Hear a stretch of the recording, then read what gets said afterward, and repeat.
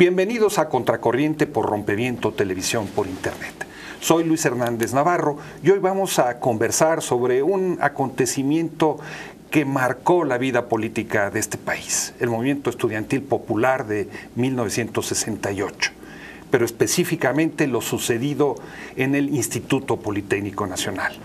Y para conversar sobre este tema están con nosotros en el estudio dos jóvenes de entonces, hoy siguen siendo jóvenes de corazón, que eran estudiantes en la Escuela Superior de Físico-Matemáticas del Poli, que participaron activamente en el movimiento y luego pasaron a organizar sindicatos obreros, uniones de ejidos en prácticamente todo el país. Está con nosotros entonces Severiano Sánchez, ya estoy yo pronunciando mal tu nombre después de tantos años, y Luis Meneses. Muchas gracias, Severiano y Luis, por estar con nosotros. Gracias, Luis. Gracias. Ustedes tenían 18 años cuando los agarra el movimiento estudiantil. ¿Qué hacían tan jóvenes ahí en el Poli? Bueno, yo era de escasos recursos. La posibilidad de estudiar en el Poli para mí era una oportunidad de vida. Entré joven tratando de insertarme en ese mundo de física y matemáticas. No tenía ninguna preparación política, social. Era un barrio pobre donde vivía, pero no tenía yo ni idea de lectura ni nada.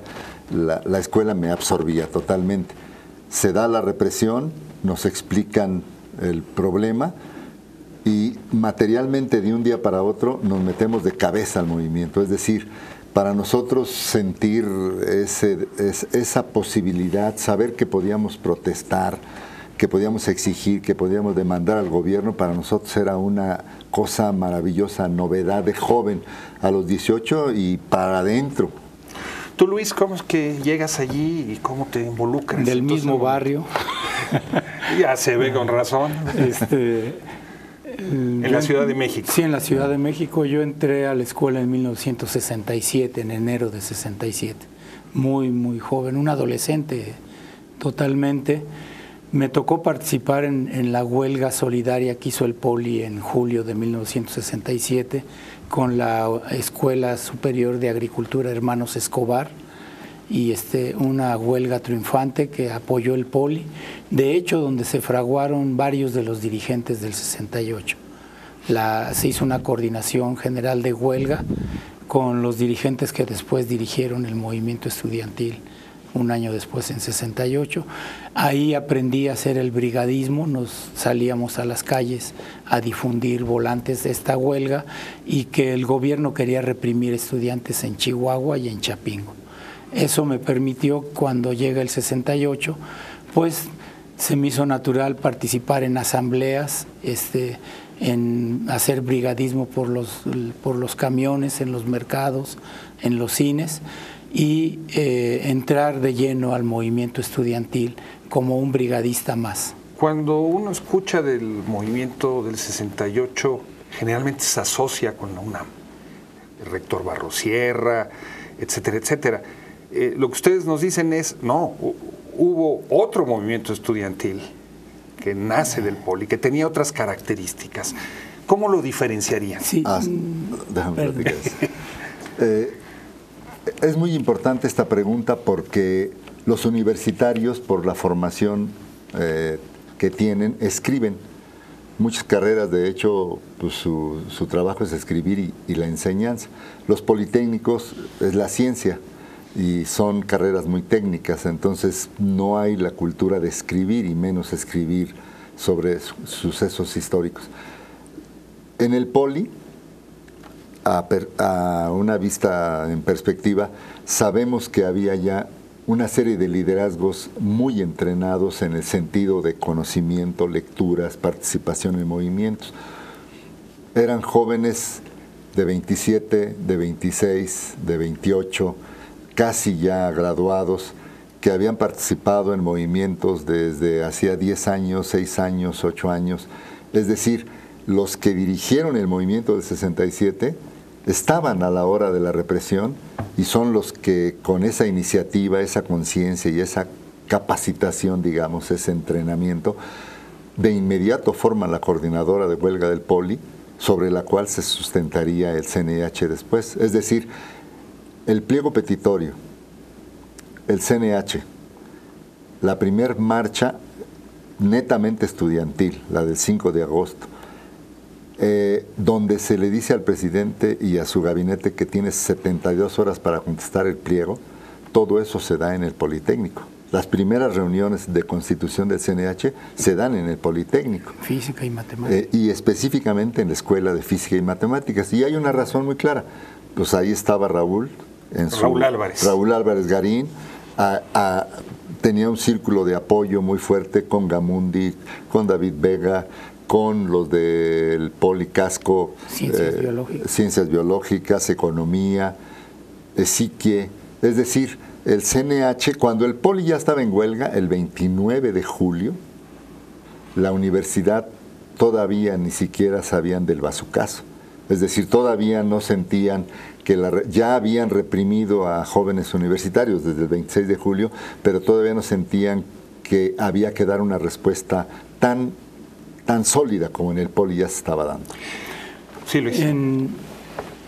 Del 23 de julio al 7 de agosto de 1968, el movimiento estudiantil desde el Poli y ya con universitarios en agosto, construye todo lo que va a ser el resto del movimiento.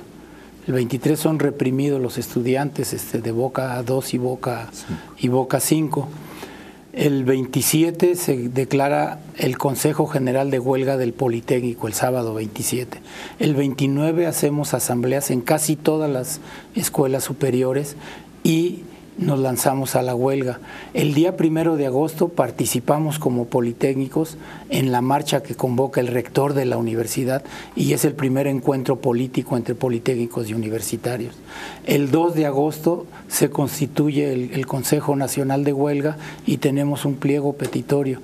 El 5 de agosto marchamos de Zacatenco al Casco, cerca de 50,000 estudiantes, y el 13 de agosto, después de sesionar en Boca 7, el día 7, marchamos más de 100,000 estudiantes al Zócalo, rompiendo ya la contención del gobierno.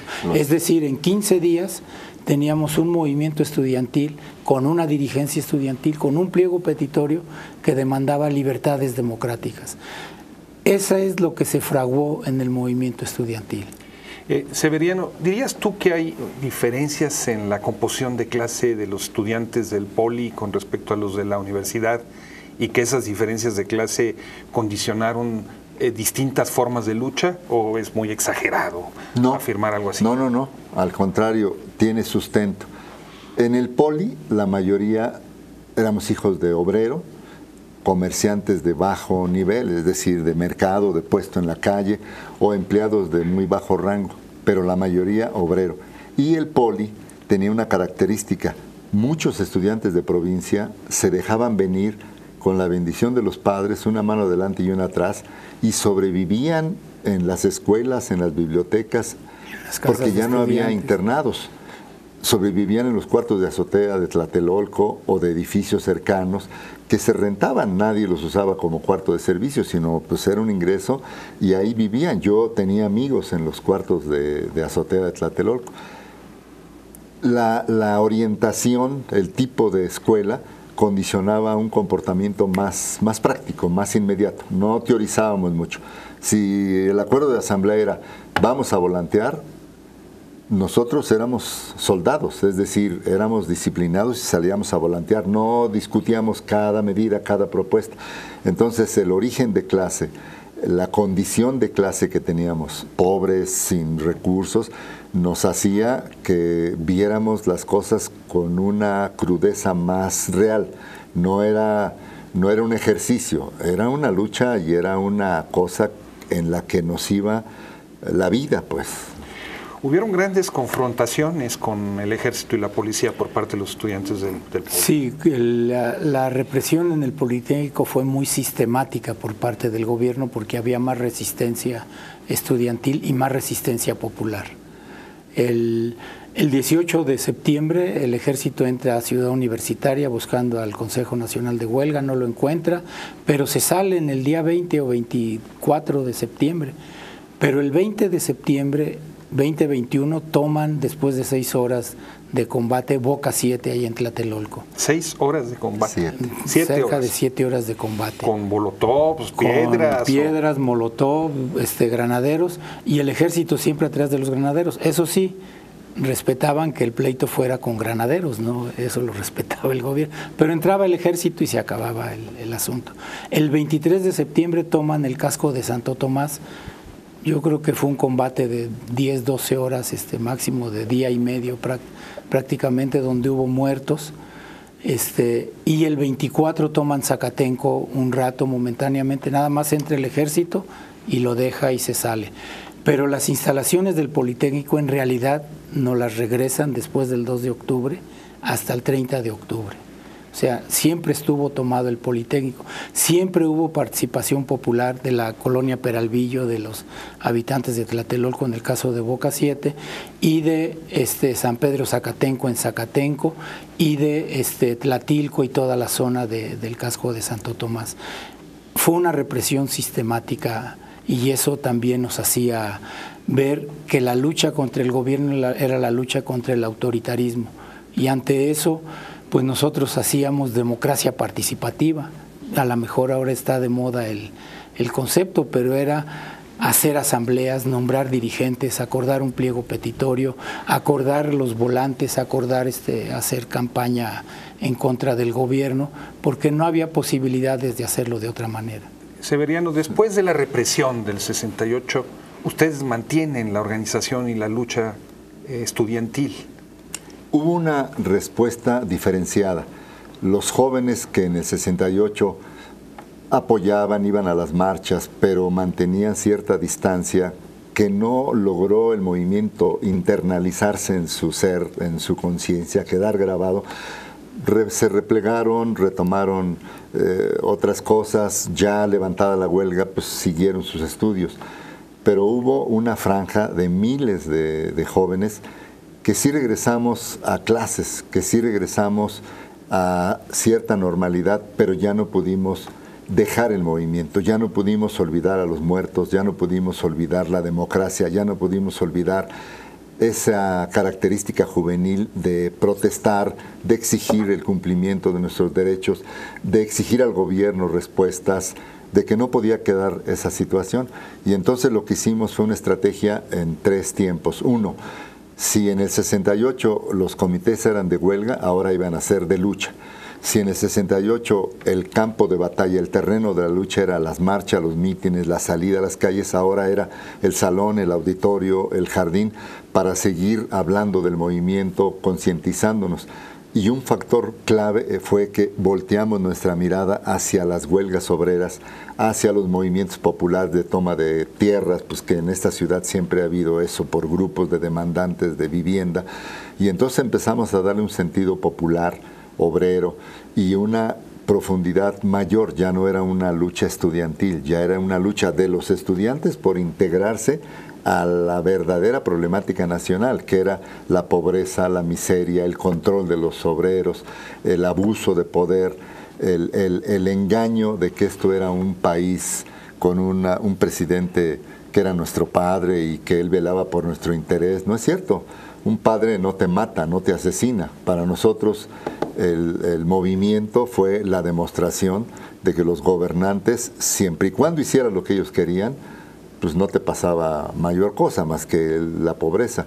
Pero si no hacía lo que ellos querían, te matan inmisericordiamente y mienten inmisericordiamente. Luis, tú decidiste irte al campo, te hiciste ejidatario, has participado en algunas de las luchas campesinas más importantes de este país, la formación de ejidos colectivos, tomas de tierra. ¿Cómo fue que se fue fraguando eso? Porque no fue un caso individual. No, es más amplio. Decidimos incorporarnos al pueblo sobre todo después del 10 de junio del 71. Nosotros vemos que el movimiento va de junio del 67 al 10 de junio del 71. vemos que ya no hay posibilidades con este gobierno. Incluso yo salgo a Sonora a dar clases a la Universidad de Sonora en Navojoa, y ahí está un compañero nuestro de la Escuela de Física, José de Jesús Corral García. Él decide meterse a la lucha armada. Un grupo de estudiantes del Politécnico y de otras universidades deciden eso. Discutimos con él y con otras gentes la importancia de incorporarnos al pueblo, pero organizando al pueblo. Unos decíamos que la revolución se tenía que hacer con el pueblo organizado, y otros decían que con una vanguardia. Desgraciadamente estos compañeros murieron, fueron masacrados, surgió la guerra sucia, la desaparición forzada que ya había practicado el gobierno en el 68.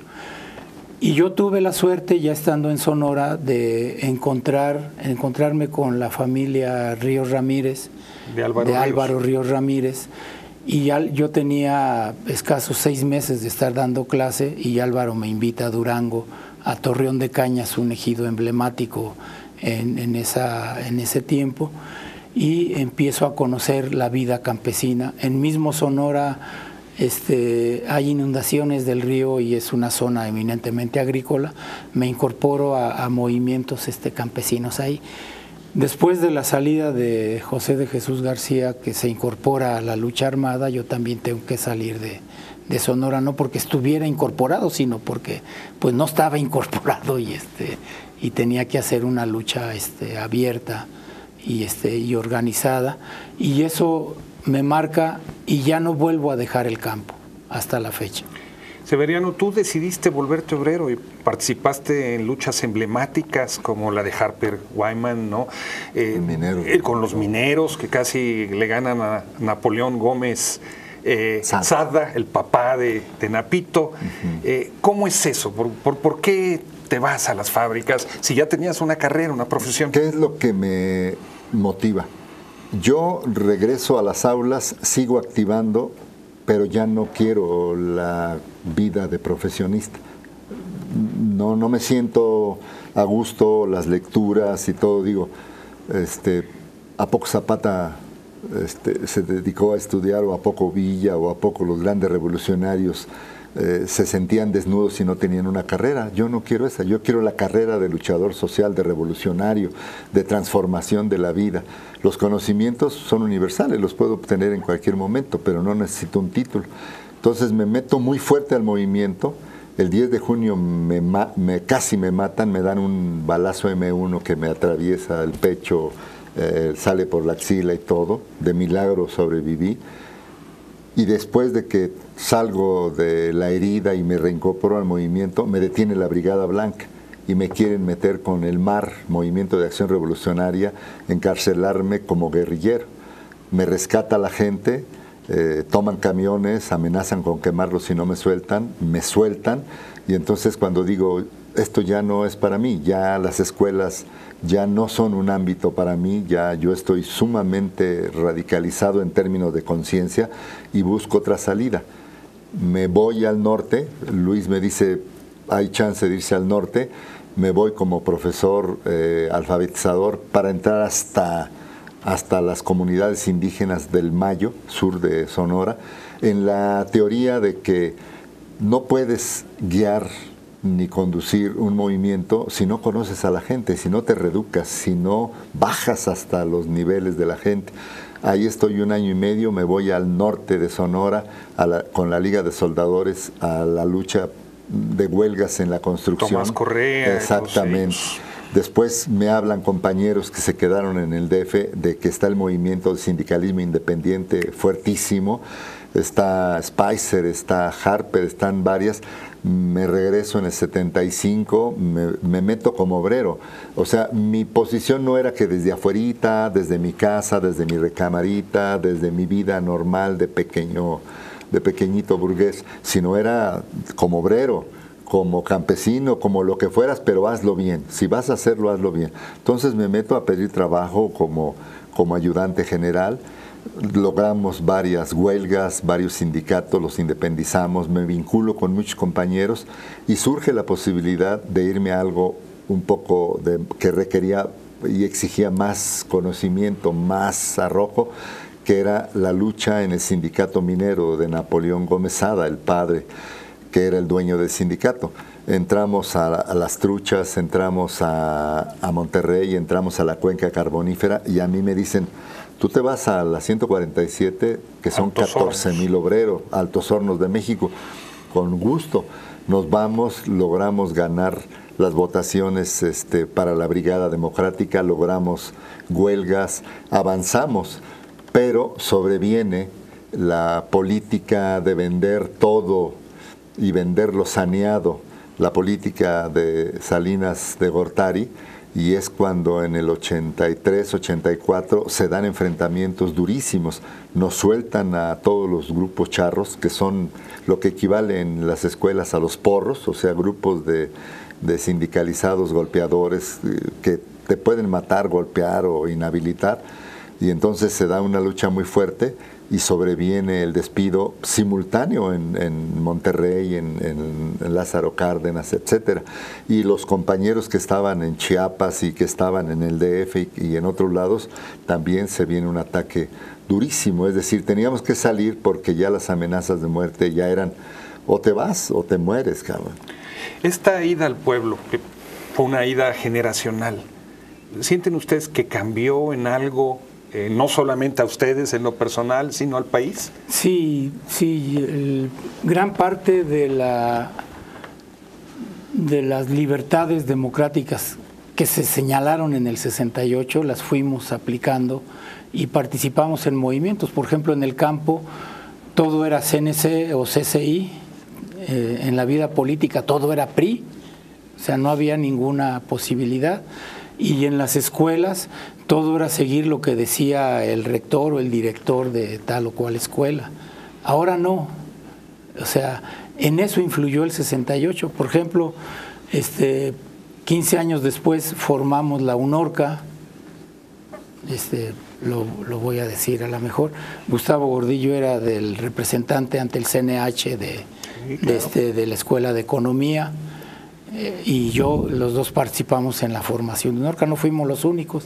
El Willy González Guardado, que fue un dirigente estudiantil importante, ligado al Poli, participó en una primera etapa de la formación de la CEMPA.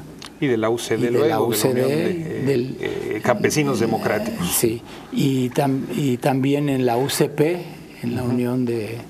Bueno, una unión popular. Entonces, y así encontramos a muchos personajes que con su vida influyeron, pero no solamente eso, sino que la vida social también fue cambiando. Muchas de estas libertades se fraguaron. Hay otros 68, hay muchos otros 68 que se dieron en la sociedad mexicana producto de ese movimiento. ¿Cuándo termina el 68? ¿En el 88? No, el 68 como movimiento estudiantil se prolonga 71 y más allá. El 68 como lección histórica de rebeldía, de resistencia, como ese nuevo entender al país, como esa nueva forma de ver el país, prende en muchos lugares. No fuimos suficientes cuadros que nos integramos a los movimientos.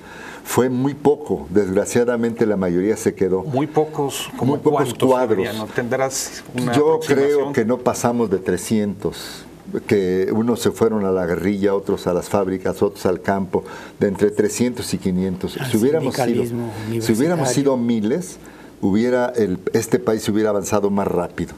Así como avanzó en las escuelas, en los SHs y todo, donde se quedó la mayoría, si hubiéramos podido salir más a las fábricas, al campo, a la industria, hubiéramos transformado más.